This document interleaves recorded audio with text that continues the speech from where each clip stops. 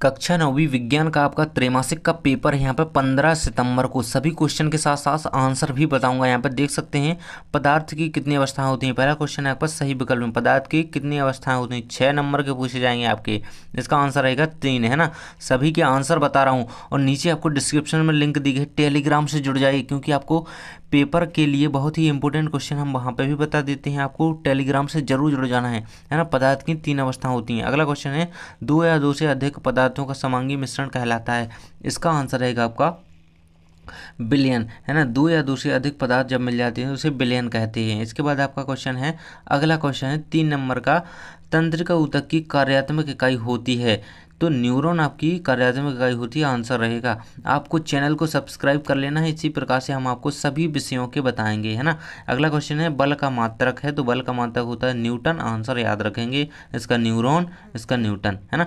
कोशिका की खोज किस वैज्ञानिक ने की थी, तो रॉबर्ट हॉक ने कोशिका की खोज की थी। जिसको आंसर पता हो पहले से वो कमेंट बॉक्स में बताएगा, है ना। कोशिका का ऊर्जाग्रह किसे कहा जाता है, माइटोकॉन्ड्रिया को कोशिका का ऊर्जाग्रह कहा जाता है। आंसर याद रखेंगे, माइटोकॉन्ड्रिया। इसके बाद आपके खालिस्तान दिए गए हैं। सभी खालिस्तान के आंसर चाहिए तो रुकिए, वीडियो में बने रहिए। देखिए, संवेग परिवर्तन की दर खालिस्तान के अनुक्रमानुपाती होती है, तो किसके, त्वरण के अनुक्रमानुपाती होती है। पहले का आंसर हो जाएगा आपका त्वरण, ये पहले का आंसर यहाँ पे दिया गया है, त्वरण। इसके बाद देख सकते हैं अगला क्वेश्चन है आपका 2 नंबर का, अनैच्छिक पेशियों को खालिस्तान पेशी भी कहा जाता है। तो अनैच्छिक पेशी को चिकनी पेशी भी कहा जाता है ना, चिकनी।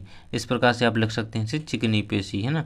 ये रहेगा आपका आंसर। इसके बाद देख सकते हैं आप, जीवन की मूलभूत इकाई क्या है, तो जीवन की मूलभूत इकाई होती है कोशिका।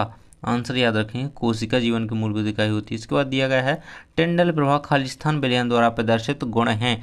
तो कोलॉइडी विलयन, जो कोलॉइडी विलयन होता है इसके द्वारा टेंडल प्रभाव प्रदर्शित किया जाता है। ये आंसर आपको भर देना है इसमें, 4 नंबर के क्वेश्चन में। 4 का ये क्वेश्चन है, 4 नंबर का कोलॉइडी विलयन, है ना, इसका। इसके बाद है आपका 5वें नंबर का क्वेश्चन, केल्विन। केल्विन वाला ये वाला क्वेश्चन है। देखिए मैं बताते जाता हूँ। 5वें का आंसर है आपका ताप। केल्विन जो है ताप का मात्रक होता है। ताप यहाँ पे आंसर भरेंगे, 5वें का ताप होता है। इसके बाद 6वां आपका दिया गया है, 6 नंबर का इसका आंसर रहेगा आपका, मैं यहाँ पर लिख देता हूँ, हमारे शरीर में गति के लिए खालिस्तान ऊतक उत्तरदायी है। तो गति के लिए हमारे शरीर में पेशीय ऊतक जो है वो उत्तरदायी होता है, पेशीय ऊतक, है ना। 6वें का आंसर याद रखेंगे, पेशीय ऊतक। इसके बाद अगला क्वेश्चन है आपका, नीचे दिया गया है कोलोइडी एक खालिस्तान मिश्रण होता है। तो इसका आंसर रहेगा आपका 7वें नंबर का, कोलोइडी एक विषमांगी मिश्रण होता है ना। समांगी नहीं, विषमांगी याद रखेंगे। कोलोइडी एक विषमांगी मिश्रण होता है। सभी के आंसर बताते जा रहा हूँ, जल्दी से टेलीग्राम पे जुड़ जाइए, वहाँ पे आपको बहुत ही इंपॉर्टेंट इन्फॉर्मेशन मिलती है। क्लोरोफिल खालिस्तान में पाया जाता है। तो क्लोरोफिल यहाँ पे जो आपकी पौधों में पत्तियां पाई जाती है ना, पत्तियों में क्लोरोफिल पाया जाता है। 8वें नंबर का आंसर रहेगा। तो इस प्रकार से हम सभी आपके खालिस्तान और सही विकल्प कंप्लीट कर चुके हैं। चैनल को सब्सक्राइब कर लें सभी छात्र। इसी प्रकार से यहाँ पे आपको सभी विषयों के लिए हम बताएंगे। यहाँ पे देख सकते हैं सही जोड़ियाँ आपकी स्टार्ट होती हैं। यहाँ पे 8 नंबर की सही जोड़ियाँ आनी हैं, है ना। तो सभी कंप्लीट करा देता हूँ, बस वीडियो में बने रहिएगा। देख सकते हैं मैं आपको सभी के यहाँ पे निशान मिला देता हूँ। देखिए यहाँ पे पहला आपका है रक्त। रक्त क्या होता है, एक तरल संयोजी ऊतक है। स्क्रीनशॉट बाद में ले लेंगे जब भी पूरी मिला दूंगा।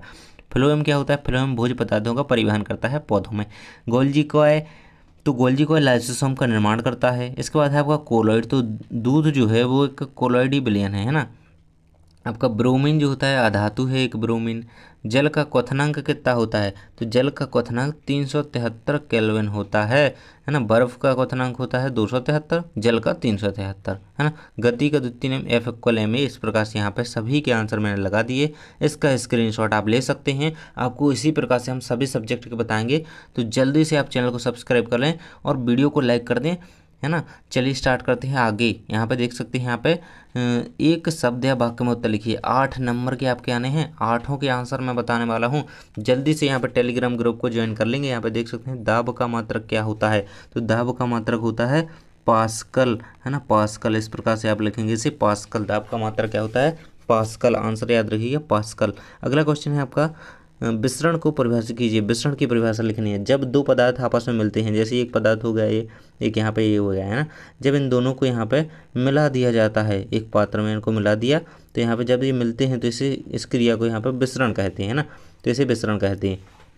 जब दो पदार्थ आपस में स्वतः मिलते हैं तो इसे मिश्रण कहते हैं ना। आंसर याद रखेंगे, मैंने बोल दिया है आपको, अब स्क्रीन पे आंसर दिख जाएगा। इसके बाद देख सकते हैं मिश्र धातु पीतल के घटकों के नाम लिखिए। मिश्र धातु पीतल के घटकों के नाम लिखिए। तो यहाँ पे मिश्र धातु तांबा और जिंक से मिलकर बनी होती है। तांबा प्लस जिंक से मिश्र धातु बनती है। तो ये रहेगा आपका आंसर इसका तीसरे नंबर वाले के क्वेश्चन का। ये रहेगा आपका तीसरे का, तांबा जिंक। अगला क्वेश्चन है आपका घर्षण बल क्या है। घर्षण बल का आंसर देखेंगे 4 नंबर के क्वेश्चन का। घर्षण बल क्या होता है, दो वस्तुओं के बीच उसकी गति के कारण उत्पन्न बल को घर्षण बल कहते हैं ना। जब घिसता है कोई चीज़ है ना, तो दो वस्तुओं के बीच जब घर्षण होता है, घिसाव होता है दो वस्तुओं के बीच, गति के कारण जो घर्षण या बल उत्पन्न होता है उसे घर्षण बल कहते हैं ना। तो ये रहेगा आंसर। संवहन ऊतक किसे कहते हैं। संवहन ऊतक का आंसर आपको याद रखना है, बहुत ही इंपॉर्टेंट क्वेश्चन है ये। संवहन ऊतक यानी कि जाइलम व फ्लोएम ऐसे ऊतक हैं जो खनिज, संवहन ऊतक क्या कहलाते हैं, जिसमें संचार हो रहा है जिनसे, पौधों में यहाँ पे जिससे ट्रांसपोर्ट का काम हो रहा है ना। तो एक जाइलम होता है और एक फ्लोएम, ये दोनों संवहन ऊतक के उदाहरण होते हैं, जाइलम और फ्लोएम। तो जाइलम क्या करता है, जो सीधी बात है, संवहन ऊतक क्या कहलाते हैं, जो पौधों में, जो पौधा है जैसे, तो इसमें क्या करता है, ये भोज्य पदार्थों का और जल का परिवहन करता है, उसे संवहन ऊतक कहते हैं। जाइलम जल का करता है, फ्लोएम भोजन का करता है, भोज्य पदार्थों का, खनिज का, है ना। अगला क्वेश्चन है आपका 300 के तापमान का डिग्री सेल्सियस में क्या मान होगा, है ना। तो आपको कैसे निकालना है, किसी का भी अगर मान निकालना हो तो आपको उसमें से जिसका निकालना है 300 के माइनस 273 केल्विन आपको कर देना है। इसके बाद आपका यहाँ पे आ जाएगा, सेल्सियस में निकालना है ना, सेल्सियस में है ना, डिग्री सेल्सियस में आपको तापमान निकालना है ना।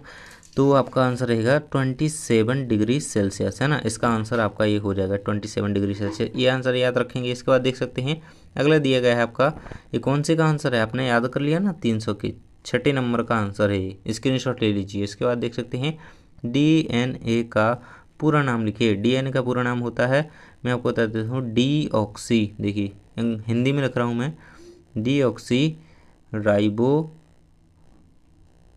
न्यूक्लिक एसिड अम्ल, यानी कि राइबो न्यूक्लिक अम्ल एसिड, अम्ल या एसिड, है ना। ये 7वें वाले का आपका आंसर हो जाएगा। इस प्रकार से इसका आंसर रहेगा, स्क्रीनशॉट ले सकते हैं। अगला क्वेश्चन है आपका और लास्ट क्वेश्चन है आपका ऑब्जेक्टिव का, यानी कि एक वाक्य उत्तर का। कोशिका सिद्धांत देने वाले वैज्ञानिक का नाम लिखिए। तो स्लाइडेन और स्वान नामक 2 वैज्ञानिक थे, स्लाइडेन व स्वान, है ना। ये 2 वैज्ञानिक थे जिन्होंने कोशिका सिद्धांत का प्रतिपादन किया था। आंसर याद रखेंगे बिल्कुल अच्छी तरीके से।